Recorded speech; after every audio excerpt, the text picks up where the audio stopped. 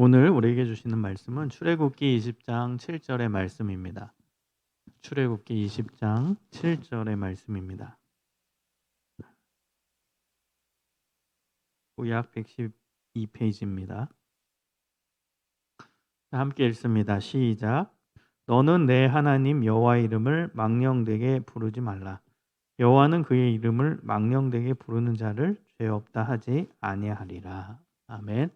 오늘은 십계명 제3계명 하나님의 이름을 높이며 라는 주제로 말씀을 증거하도록 하겠습니다.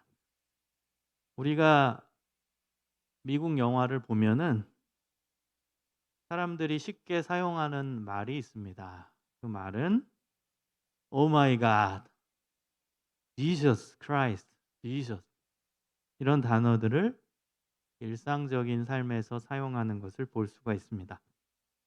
그런데 잘 살펴보면요. 그것은 하나님을 찾을 때 감사해서 찾는 말도 아니고요. 하나님을 찬양하기 위해서 사용하는 말도 아니고요. 나는 하나님을 믿는 사람입니다라는 걸 드러내기 위해 사용하는 것도 아닙니다.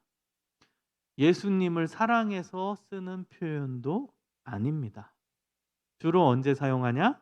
안 좋을 때, 기분 나쁠 때, 일이 꼬일 때 하나님 이름을 사용한다는 것입니다. 여러분 어떻게 생각하십니까? 영화에서 나오는 그 대사들을 보면서 아, 저게 미국 문화구나.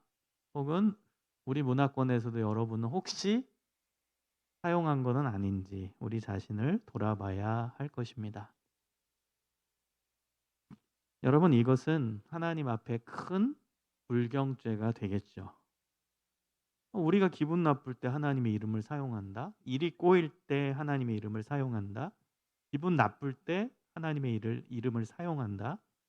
그건 있을 수 없는 일이죠. 여러분 우리는 엄마 아빠의 이름을 함부로 부르지 않습니다. 우리가 교회에 아이들이 있는데요. 아이들한테 야, 너네 아버지 이름이 뭐야? 그러면 그 아이의 답변을 통해 아, 얘는 예의 바른 아이구나 아닌가. 그것을 우리가 쉽게 파악할 수 있습니다. 아이한테 너 아버지 이름이 뭐야? 그러면 김성중이요. 이렇게 답변하는 아이가 있겠죠. 그러나 한국 문화권 속에서는 김자, 성자, 중자입니다. 이렇게 쓰는 것이죠. 그럼 그 아이가 그렇게 이야기를 한다면 아, 얘는 그래도 예의를 아는 아이구나라고 알 수 있는 겁니다. 비단 한국 문화뿐만 아니라 이제 전 세계에 있는 이제 공통된 인류 문화적인 공통된 요소가 어른에 대한 이름을 부를 때 예의, 예절이 어디든 있다는 것이죠. 우리 문화권에서는 자자를 붙이는 김자, 성자, 중자, 자를 붙이는 이거는 우리 엄마 아빠의 이름, 우리 어른의 이름은 함부로 부르지 않겠다라는 일종의 약속이고 예의가 이 언어 안에 들어와 있는 것이죠. 왜 그럴까요? 왜 어머니 아버지의 이름을 마음대로 부르지 않을까요? 나보다 웃 어른이시고 나보다 더 먼저 인생을 사신 분이고 엄마 아빠와 자녀와의 관계를 봤을 땐 나를 이 세상에 태어나게 하신 분이기 때문에 그에 대한 대우를 하는 것이죠. 여러분 하물며 우리를 만드신 하나님, 온 세계 만물을 주관하시고 인도하시고 이끄시는 하나님의 이름을 부를 때는 우리가 얼마나 더 신경을 써야겠습니까? 얼마나 더 예의를 갖춰야겠습니까? 얼마나 더 예절을 갖춰야 하겠습니까? 여러분 오늘 본문을 다시 한번 읽어보겠습니다. 너는 내 하나님 여호와의 이름을 망령되게 부르지 말라. 여호와는 그의 이름을 망령되게 부르는 자를 죄 없다 하지 아니하리라. 본문에서 우리가 주목해 봐야 되는 첫 번째 단어는 이름입니다. 이름이라는 단어는 히브리어 쉔이라는 단어인데요. 어느 문화권에서나 이름은 중요합니다. 히브리 문화권 속에서는 이름은 더더욱 중요합니다. 왜냐하면 이름이 그 사람의 존재를 드러내기 때문입니다. 여러분 이름을 생각해 보세요. 이름이 왜 중요할까요? 이름이 내 존재를 드러내 주고 있기 때문입니다. 여러분 만약에 내가 이름이 없다면 나는 이 세상에 없는 사람과 마찬가지죠. 내가 이름이 없다? 그러면 내 안에 생명력과 사회성과 사회에서 나를 인정해 주는 모든 게 없는 거예요. 나라는 존재가 없는 거예요. 그래서 이름은 굉장히 중요합니다. 내 이름을 불러줄 때 나는 정체성이 생기고 나는 생명력이 생긴다. 시 속에 나오잖아요. 김춘수 시 속에 나오잖아요. 누가 내 이름을 불러줄 때 내가 존재가 되는. 그 이름이 굉장히 중요한 것입니다. 존재를 대변해 주고 있기 때문입니다. 더 정확하게 표현하면 이름 안에 그 사람의 정체성이 들어가 있고 그 사람의 속성이 들어가 있고 그 사람의 사명이 들어가 있는 것입니다. 삶의 목적이 그 이름 안에 숨겨져 있는 겁니다. 여러분 옛말에 이런 말이 있어요. 이름값 좀 해라. 여러분 이름의 뜻 알죠? 한자 이름이죠. 대부분. 그 이름의 뜻이 있습니다. 그 뜻대로 살면 그 사람은 성공한 사람이라는 거예요. 이름값 좀 해라. 네 이름의 값이 얼마나 비싼데 얼마나 소중한데. 여러분 이름의 그 내용, 이름의 뜻을 생각해 보세요. 얼마나 비쌉니까? 얼마나 귀합니까? 제 이름은요. 성인성의 가운데 중입니다. 성인들 중에 으뜸이 되라라는 뜻이에요. 얼마나 값진 이름이고 얼마나 부담스러운 이름입니까? 모든 성인들 중에 으뜸이 되라, 최고가 되라 그런 이름이니 얼마나 부담되겠습니까? 여러분 이름값이라는 게 있어요. 이름의 뜻, 여러분의 이름의 뜻은 무엇입니까? 히브리 문화권 속에서 특히 성경에 나온 인물들의 이름의 뜻, 이름의 그 내용은 왜 중요하냐면 그 이름을 누가 지어주셨냐면 하나님이 지어주셨기 때문입니다. 그래서 더더욱 신비스럽고도 더더욱 중요한 것입니다. 여러분 예를 들어서 우리가 믿는 예수님, 예수라는 이름 하나님이 지어주셨죠. 그 이름의 뜻이 무엇입니까? 예수. 자기 백성의 죄에서 구원할 자 이런 뜻입니다. 여러분 예수님은 태어나실 때부터 그 이름 안에 본인의 존재 이유, 존재 속성 그리고 이 땅에 와서 해야 하는 사역과 사명이 그 이름 안에 들어가 있는 것입니다. 그래서 예수님이 이 땅에 오셔서 하셨던 일은 모든 백성의 죄를 구원해 주시는 구원자의 사역과 역할을 하셨다는 거죠. 예수님의 이름만 잘 봐도 그 이름 안에 예수님의 존재가 숨겨져 있는 거예요. 예수님의 또 다른 이름이 있습니다. 임마누엘. 임마누엘의 이름의 뜻은 하나님이 우리와 함께 계시다. 하나님과 인간 사이에 막힌 담이 있었습니다. 그 담은 죄의 담이었어요. 그러나 예수님이 오심으로 그 담을 무너뜨리시고 하나님이 우리와 함께 하시다. 이제는 중간에 막는 장애물이 없다. 예수 그리스도의 대속 사역으로 말미암아 죄의 장벽이 무너지고 하나님과 인간이 하나가 되었다. 인간은 하나님께로 갈 수 있다. 예수 그리스도를 통해서. 그것을 본인의 사역 가운데 본인의 일생 가운데 보여주신 겁니다.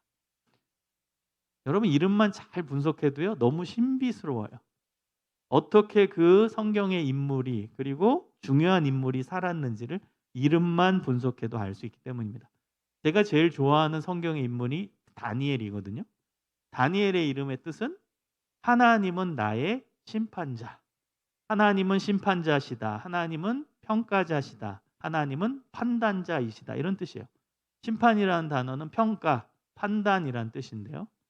다니엘은 항상 하나님은 나를 평가하신다. 하나님은 나를 심판하신다. 하나님은 나를 판단하신다. 라는 믿음을 가지고 자기 이름의 뜻대로 살았던 사람이에요. 여러분, 우리가 누군가를 평가할 때는 전제 조건이 봐야 됩니다. 여러분의 예배드리는 모습을 내가 평가한다면 저는 여러분의 예배드리는 태도를 봐야 됩니다. 보면 평가할 수 있어요. 마찬가지입니다. 다니엘의 이름의 뜻은 하나님은 나의 평가자, 판단자, 나의 심판자. 전제 조건은 하나님은 나를 보고 계시다입니다. 다니엘은 그 믿음을 가지고 살았기 때문에 바벨론으로 포로로 끌려가서도 그곳에서 우리가 잘 알듯이 음식 거부하고 그 음식은 바벨론의 벨 우상에게 바쳐졌던 음식이었기 때문에 본인은 신앙 양심상 먹을 수가 없었던 거죠. 왜? 하나님은 나를 보고 계시니까. 나를 평가하시니까. 사자굴에 들어갈 운명에 처했을 때도 다니엘은 하루에 3번씩 전에 하던 대로 기도합니다. 예배드립니다. 여전히 하나님을 섬깁니다. 왜 그렇죠? 하나님은 나를 보고 계시니까. 하나님은 나를 평가하시니까. 그 믿음 가지고 살았던 인물이 바로 다니엘이었어요. 자신의 이름의 뜻대로 살았던 거죠. 여러분, 이름이 이렇게 중요합니다. 인간의 이름도 이렇게 중요한데 여러분, 하나님의 이름 얼마나 중요하겠습니까? 방금 봤던 예수님의 이름 얼마나 중요하겠습니까? 여러분, 이름을 잘 또 한번 분석해 보면요. 이름을 지어준 자가 있고 이름을 부여받은 자가 있어요. 그렇죠?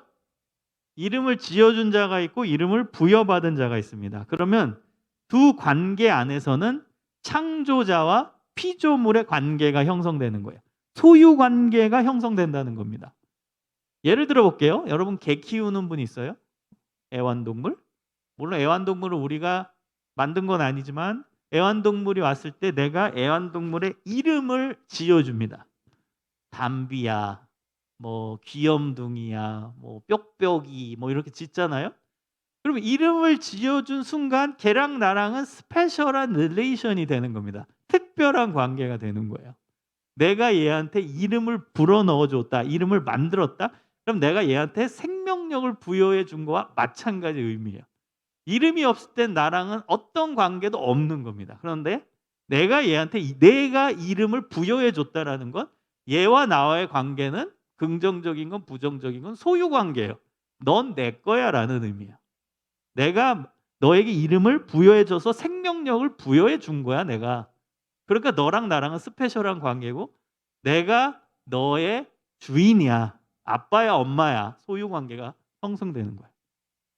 그래서 이름을 지어주는 것과 그 이름을 지음받은 자의 관계는 특별한 관계가 되는 겁니다.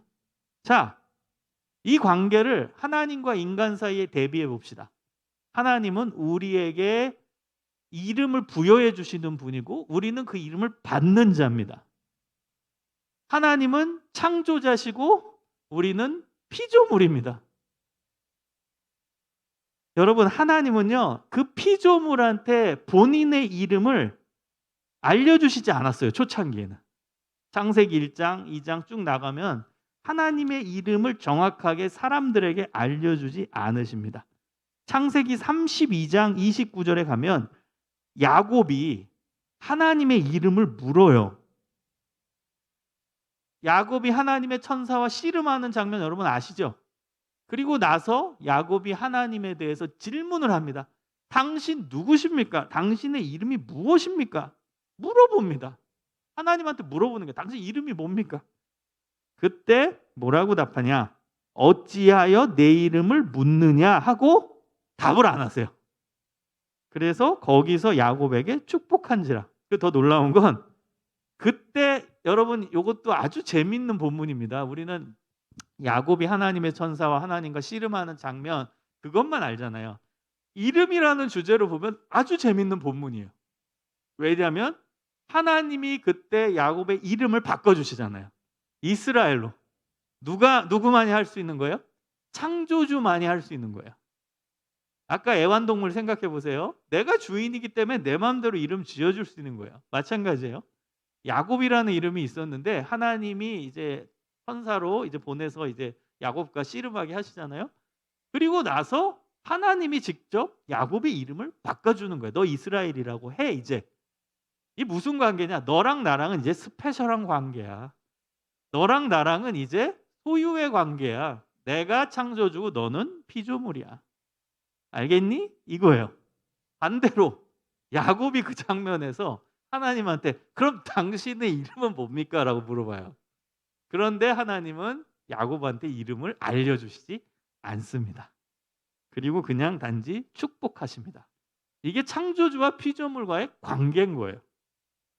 야곱이 청하여 이르되 다시 읽습니다. 당신의 이름을 알려주소서. 그 사람이 이르되 어찌하여 내 이름을 묻느냐 하고 거기서 야곱을 축복한지라. 답은 없어요. 그냥 축복만 해 주지. 여러분 만약에 인간과의 관계에서 윗사람이 아랫사람한테 "자네 이름이 뭔가?" 물어볼 수 있죠? 자네 이름이 뭔가? 그런데 아랫사람이 윗사람한테 "당신 이름은 뭔가? 당신 이름은 무엇입니까?" 여러분 회사에서 사장님이 직원한테 처음 들어왔는데 "자네 이름이 뭔가?" 물어볼 수 있죠. 그럼 사장님은 이름이 뭔가? 물어볼 수 없잖아요. 그쵸? 이게 이 관계가 그런 거예요. 그래서 아래에 있는 사람한테 위에 있는 사람이 물어보는 거죠. 연장자가 후배한테 물어볼 수 있는 거죠. 반대로는 이상한 거죠. 말이 안 되는 거죠. 야곱이 용감한 거예요, 사실은. 하나님한테 당신 이름이 뭔가 이거예요. 사랑이 많으신 하나님께서는 결국 본인의 이름을 알려주십니다. 여러분 성경에서 야곱과 비슷하게 질문한 사람이 있어요. 출애굽기에 나오는데 누구죠? 그렇죠. 모세입니다. 모세가 떨기나무에서 하나님을 만나고 나서 모세가 물어봅니다. 출애굽기 3장 14절에 의하면 "하나님 당신 누구십니까? 누가 이집트에 보냈냐고 물어보면 저는 누가 보냈다고 말합니까? 당신 누굽니까?" 이거예요. "이름이 뭡니까? 당신 좀 알려주세요. 당신의 이름을 알고 가야 내가 출애굽하겠다. 이스라엘 백성들아 내 말을 들어라." 그다음에 바로 왕한테 "이제 내 백성을 데리고 나가겠다. 그럼 누가 보냈냐? 이름 알려줘라고 하면 제가 뭐라고 답합니까?" 이렇게 질문하는 거예요, 모세가 하나님한테. 당신 이름 좀 알려줘야 그 이름 갖고 갈 거 아닙니까? 그리고 누가 나에게 이런 거를 명령했다. 그러니까 지켜야 된다라고 말할 거 아닙니까? 이름을 질문합니다. 그때 하나님이 출애굽기 3장 14절에 이렇게 답하십니다. 하나님이 모세에게 이르시되 나는 스스로 있는 자니라. 여러분 이게 하나님의 이름입니다. 나는 스스로 있는 자니라. 여러분 이게 무슨 뜻이에요? 스스로 있다. 굉장한 의미가 이 안에 숨겨져 있죠. 여기 앉아 계신 모든 분들 스스로 있는 분 있어요? 스스로 여기 생겨나신 분 있어요? 1985년도에 스스로 여기 만들어진 분 있나요? 90년도에? 2000년도에? 스스로 이 세상에서 만들어져서 태어난 사람 있어요? 아무도 없습니다. 여러분 이 하나님의 이름은 어마어마한 의미를 담고 있어요. 근데 하나님은 스스로 있는 자래요. 무슨 뜻이죠? 나는 누가 나를 만들지 않았어. 나는 내 스스로 존재하는 자다. 즉 나는 창조자이다 이거예요. 나는 누구에 의해서 만들어진 존재가 아니라 나는 태초부터 영원 전부터 스스로 있는 전지전능한 하나님이다. 창조주이다. 그것을 알려주시는 것입니다. 여러분 우리가 믿는 하나님이 이런 분이십니다. 저는 이 단어가 어마어마하게 다가왔어요. 스스로 계신 분. 스스로 있는 자다. 여러분 우리랑은 차원이 다른 분이죠. 하나님은. 이런 분의 이름을 우리가 함부로 부른다? 이제는 말도 안 되는 일이라는 걸 여러분 아셨죠? 오늘 본문을 또 보면 중요한 단어가 있습니다. 망령되이라는 단어입니다. 망령되이 일컫지 말라. 망령되이 부르지 말라. 우리가 하나님의 이름을 부를 수 있잖아요. 기도할 때 부를 수 있고 노래할 때 부를 수 있고 길 가다가도 부를 수 있고 하나님의 이름을 부를 수 있는데 십계명에서 하나님이 강력하게 부르지 말라라는 조건을 주셨는데 그게 바로 망령되이입니다. 망령되이.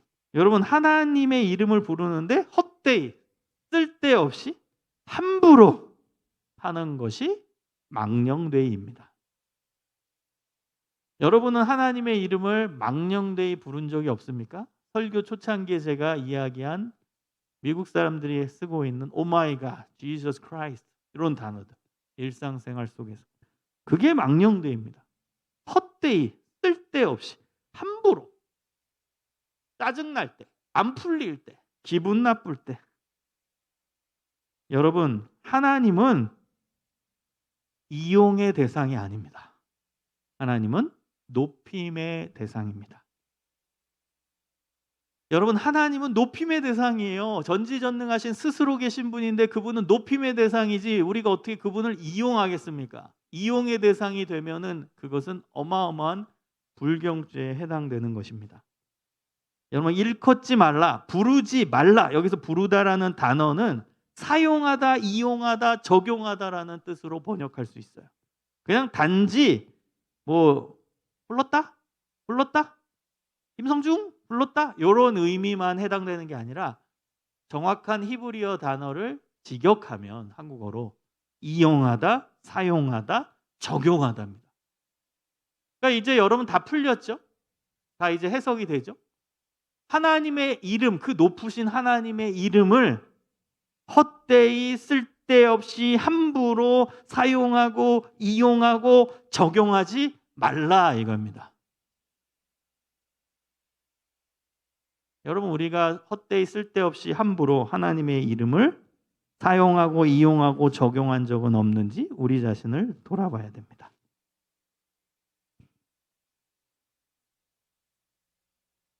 언제 여러분은 그런 적이 있어요? 여러분 오늘 그 십계명은요. 문자 그대로 지켜야 되는 부분도 있고요. 그 문자 이면에 있는 하나님의 뜻, 하나님의 의도도 우리가 파악하면서 총괄적으로, 포괄적으로 우리 삶에 적용해 봐야 됩니다. 그러면 하나님의 이름을 그냥 단순히 하나님 그냥 뭐 내 마음대로 부르고 그다음에 미국 사람들처럼 오마이갓 안 했다고 그럼 하나님을 망령되이 부르지 않았다라고 말할 수 있느냐 이겁니다. 그래서 제가 오늘 본문을 히브리어를 가지고 해석해 드린 거예요. 그냥 단순히 부르는 게 아니라니까요. 그 하나님의 이름을 헛되이 쓸데없이 함부로 이용하고 사용하고 적용하는 것까지 포함되는 내용이라는 거예요. 이런 거죠. 여러분 하나님을 나의 만족의 도구로 이용하는 것도 해당되죠. 나의 합리화의 도구로 하나님을 사용하는 것도 해당되겠죠. 기도를 할 때 하나님을 요술방망이로 여기면서 기도하는 것. 하나님 저 이거 지금 필요해요. 지금 당장이요. 저한테 맞추세요. 저는 지금 이게 필요한 겁니다. 하나님 아셨죠? 지금 당장입니다. 여러분 이거는 마치 하나님을 이용하는 거죠. 내 욕심의 도구로 이용하는 거죠. 내 욕심의 도구. 기도도 여러분 잘해야 됩니다. 정말 잘해야 돼요. 기도는 내 욕심의 도구가 될 때가 상당히 많아요. 정말 많아요. 하나님 저 지금 이거 이거 어떻게 좀 잘해야 되는데요. 이거 돈 좀 필요한데요. 하나님 주식이 왜 이래요? 하나님 이거 돈 주식 좀 올라야지 제가 돈 좀 버는데요. 하나님 좀 제발 도와주세요. 이거는 하나님을 이용의 도구로 보는 것이죠. 내가 지금 당장 내 돈이 필요한데 하나님 요술방망이 오셔서 지금 나에게 돈을 주세요. 하나님을 이용하고 있는 거죠. 여러분 우리가 억울할 때 기도할 때 있죠. 그런데요. 성찰적 기도가 필요합니다. 성찰적 기도는 하나님 앞에 나의 부족함은 없는가. 성찰이라는 단어는 나의 부족함, 나의 실수, 내가 잘못한 것을 돌아보는 게 성찰이라는 단어의 의미입니다. 성찰적 기도라는 건 하나님 앞에 내가 실수한 게 없나, 내가 잘못한 게 없나, 내가 부족한 게 없나를 돌아보는 기도입니다. 회개 기도죠, 일종의. 근데 그 성찰적 기도가 빠지잖아요. 그러면 하나님 저 억울해요. 위로해 주세요. 이것도 자칫 잘못하면 하나님을 나의 합리화의 도구로 만드는 겁니다. 예를 들어 볼게요. 부부 싸움의 예를 들어 봅시다. 부부 싸움을 했어요. 다 억울해요. 남편도 억울하고 아내도 억울해요. 기도합니다. 하나님 저 뭐가 잘못했습니까? 저 여자가 저 남자가 잘못한 거 아닙니까? 하나님 저 왜 이렇게 괴롭힙니까? 저 상대방이 못 살겠습니다. 하나님 제 마음을 아시죠? 위로해 주세요. 이렇게 기도한다고 가정해 봅시다. 그거는 자칫 잘못하면 자기 합리화의 도구로 하나님을 사용할 수도 있어요. 자기가 잘못한 게 있으니까. 남편으로서 잘못한 게 있으니까. 아내로서 잘못한 게 있으니까. 직장 동료와의 관계에서 상사가 자신한테 욕을 했어요. 그래가지고 막 기분 나빠가지고 막 뭐 울그락불그락 해 가지고 이제 하나님한테 "하나님 저 진짜 억울합니다. 정말 이상한 직장 상사가 있어 가지고 저를 괴롭히네요. 하나님 아시죠 제 마음. 하나님, 하나님의 때에 놀라운 역사가 일어날 줄 믿습니다. 하나님은 다윗이 기도할 때 원수를 물리쳐 주신 것처럼 그 원수 언젠가 하나님이 다 알아서 처리해 주실 것을 믿습니다." 이렇게 기도했다고 해 봐요. 여러분 그 기도는 자칫 잘못하면 자기 합리화의 도구가 될 수 있어요. 왜? 자신도 그 직장 상사와의 관계에서 실수한 게 있을 수 있으니까. 직장 상사가 그냥 화난 게 아니거든요. 다 이유가 있거든요.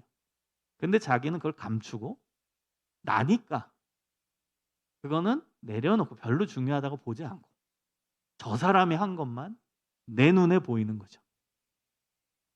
여러분 정확하게 기도해야 됩니다. 기도. 그래서 저는 자기 성찰적 기도가 너무 중요하다고 봐요. 하나님 앞에 나의 부족함은 없는가? 내가 실수한 건 없는가? 내가 잘못해서 이런 일이 발생한 건 아닐까? 돌아보면서 기도하는 자기 성찰적 기도가 필요해요. 아니면 하나님을 합리화의 도구로 사용할 수도 있다는 겁니다. 자기 합리화의 도구. 이 모든 게 다 이 망령되이 부르는 거에 포괄되는 겁니다. 하나님의 이름을 내 기도 시간에 마음대로 사용하는 것. 내 멋대로 이용하는 것. 쓸데없이 하나님의 이름을 갖다 붙여서 내 욕심으로 채워지고 내 욕심을 합리화하는 것. 이 모든 내용이 십계명 제3계명에 해당되는 겁니다. 여러분 하나님은 하나님의 이름을 함부로 사용하는 자를 향해 무서운 말씀을 합니다. 그 말씀은 죄 없다 하지 아니하리라. 죄 없다 하지 아니하리라. 여러분 우리가 십계명을 자세히 고찰해 보면 십계명 중에 하지 말라. 이 히브리 단어로 로거든요. 로 강한 부정. 그 계명이 이제 8가지가 나와요. 8가지 십계명 중에 로라는 단어가 나온. 그중에서 만일 어기면 처벌받는 처벌 규정이 명시되어 있는 계명은 2가지가 있더라고요. 2가지. 그 2가지 계명이 뭔 줄 아세요? 첫 번째는 지난주에 봤던 우상 숭배 금지 명령. 두 번째가 오늘 3번째 계명입니다. 하나님의 이름을 망령되이 부르지 말라. 이걸 어길 시에는 처벌이 명시돼 있어요. 지난주에 우상 숭배도 처벌이 명시돼 있고요. 봤죠? 벌 내리는데 3대까지 이를 거다. 그거 봤잖아요. 그다음 오늘 본문인 제3계명이 처벌 규정이 있어요. 유일한 2계명에 처벌 규정이 있다는 거예요. 지난주와 오늘. 얼마나 중요합니까? 처벌 규정이 있다는 건 엄청 하나님이 싫어하신다는 뜻이죠. 엄청 싫어한다는 거죠. 처벌 규정까지 명시돼 있다는 것. 그래서 오늘 본문은 여러분이 집중해서 눈여겨봐야 되는 우리 신앙의 중요한 명령이자 계명이자 우리가 붙잡아야 되는 말씀이라는 것입니다. 여러분 말씀을 마치겠습니다. 그럼 하나님의 이름을 우리는 언제 사용해야 됩니까? 하나님은 스스로 계신 전지전능하신 분이시기 때문에 그분의 이름을 높일 때, 그분의 이름을 찬양할 때, 그분의 놀라운 은혜를 증거할 때 그 이름을 사용하는 겁니다. 왜? 하나님은 높임의 대상이기 때문입니다. 우리가 좀 아까 찬양 불렀죠. 하나님은 찬양받기에 합당하신 분이시니까. 하나님은 본인의 이름이 최고 높으신 존귀하신 이름이니까 우리는 그 이름을 찬양하는 겁니다. 그래서 여러분 찬양을 잘해야 됩니다. 하나님 제일 기뻐하시는 삶의 모습이 찬양이기 때문입니다. 여러분의 삶에서 하나님을 높이고 그 다음에 교회에 와서 또 여러분 일상생활 속에서 찬양을 들으며 찬양을 부르며 하나님을 높이시기를 간절히 축복합니다. 하나님은 높입니다. 우리는 해야 되는 하나님과의 관계에서의 우리의 역할이자 의무는 하나님의 이름을 높이는, 하나님을 존귀히 여기는, 하나님의 이름이 최고 높은 이름임을, 그분의 이름을 찬양할 때, 경배할 때 사용하는 것. 그것이 우리가 해야 되는 신앙의 요소이자 내용이자 명령입니다. 여러분 오늘 본문의 처벌 규정을 바꾸면 어떻게 되는 줄 아세요? 그러니까 하나님의 이름을 찬양하고 높이는 데 사용한다. 그럼 오늘 본문의 말씀을 지킨 거죠. 망령되이 하나님의 이름을 사용하지 않고 반대로 하나님이 기뻐하시는 하나님을 찬양하고 높이는데 하나님의 이름을 불렀다, 이용했다, 사용했다면 어떤 복이 있을까요? 오늘의 처벌 규정을 뒤집으면 되겠죠. 그럼 이런 답이 나옵니다. 너는 내 하나님 여호와의 이름을 찬양하고 높여라. 여호와는 그의 이름을 찬양하고 높이는 자를 반드시 축복할 것이다. 반드시 복 내려 줄 것이다. 처벌 규정을 바꿔서 해석한 겁니다. 번역한 거예요. 여러분 놀라운 복으로 바뀌죠. 하나님의 이름을 찬양하고 높이는 자, 하나님의 이름을 잘 부르는 자는 이런 놀라운 복, 반드시 복 내릴 거라는 하나님의 은혜의 음성을 들을 수 있습니다. 여러분 오늘 말씀대로 살아가며 하나님을 언제나 어느 때나 높이며 찬양하며 살아가시기를 주님의 이름으로 축원합니다. 기도하겠습니다. 여러분 오늘 말씀을 기억하면서 하나님의 이름을 높이며 찬양하며 살겠습니다. 함부로 쓸데없이 마음대로 하나님의 이름을 사용하지 않겠습니다. 우리의 욕심의 도구로, 합리화의 도구로 하나님을 사용하지 않도록 우리의 신앙을 지켜주시고 온전히 하나님만 높이며 살아가는 저희들의 삶이 되게 하여 주옵소서. 우리 다 같이 간절히 기도하겠습니다. 하나님 감사합니다. 하나님의 이름을 높이며 살아가게 하여 주시고 하나님의 이름을 찬양하며 살아갈 수 있도록 도와주옵소서. 하나님 우리와 함께 하시는 그분의 음성을 듣게 하시고 우리 가운데 거하시는 그분의 놀라우신 손길을 경험하며 살아갈 수 있도록 주님 인도하여 주시옵소서. 하나님의 뜻대로 우리의 삶이 인도되기를 소망합니다. 하나님의 인도하심이 우리의 삶 가운데 있게 하시고 하나님의 이끄심이 우리의 삶 가운데 가득 충만할 수 있도록 주님 인도하여 주시옵소서. 도와주시고 역사하여 주시기를 간절히 소망합니다. 하나님의 뜻대로 살아갈 수 있도록 도와주시옵소서.